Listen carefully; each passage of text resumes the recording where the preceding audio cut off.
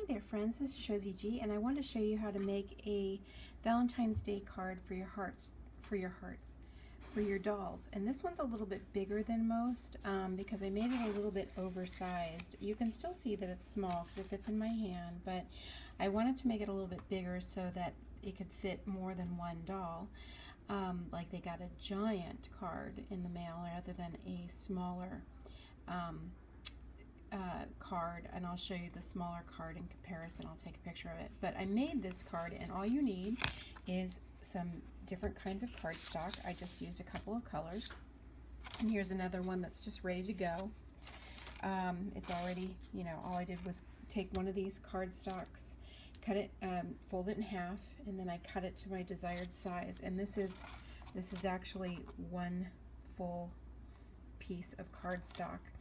And I cut it, and then I cut this one down a little bit, and then I made the trim on the bottom by just cutting it. That's all I did. But I have some specialty scissors, and you might have some of those specialty scissors as well, but I just used my regular scissors to cut that in half. Okay, and then I took some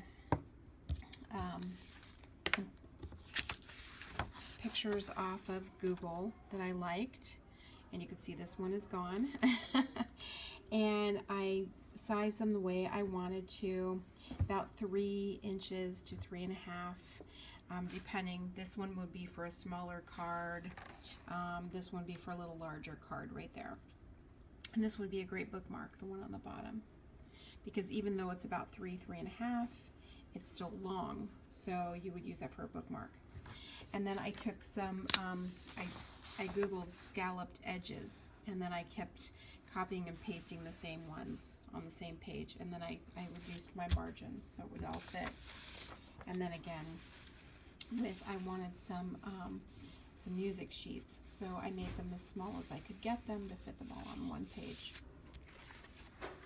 Okay, and then I have some stickers, and I got those out of a box of Valentine's Day cards and a marker and my glue stick. So basically what I did is I layered. I started with the music sheet on the bottom, and then I put my picture on the top, and then I cut out some miscellaneous hearts. I just folded a piece of cardstock in half, and I drew them out how I wanted them. And I just cut 4 of them, but the 4th one I didn't like. It was too deep, so I didn't use that one. It was way too deep down here, so I didn't like it, so I didn't use it. So I just used 3 of them, and then I used one of the stickers, as you can see. Okay, and then I used one of my scalloped edges, a part of the scalloped edge. I took it, see, I should have put this over. I should have waited. I glued this on first, but I should have glued it on after the scalloped edge. And then I went back because it just needed something additional, and I drew on a little, because this was also off-centered, as you can see, but I'd already glued it on. So you got to watch that type of thing when you're putting things together. Putting it on and then gluing it before you, so you can eyeball it before you put it all together. But if you do make a mistake, it's okay. It doesn't have to be perfect. I'm certainly not perfect, and my work is not going to be perfect, but if you like things to be just so, you got to keep an eye out for that.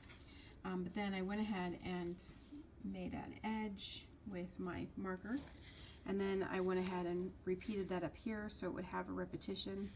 And then I like to add little flourishes, and then I went ahead and put some little dots along the bottom to make it look more like a type of fabric. And that was it on the outside. And then on the inside, of course, I put another one of those pieces that I had printed, and then I put a to and a from. And that's it. And you can also, of course, put something on the back of your card, like, like a logo or something like that, which I have not done yet. But anyway, that's it. That's how you make a little Valentine's Day card. Very simple. You probably already know most of this, but I just wanted to share with you again in case you forgot, or you're kind of at a loss and you needed some more inspiration. Okay, thanks so much, and tell me what you think give me a thumbs up on this one if you like it, and have a happy Valentine's Day. Take care. Bye-bye.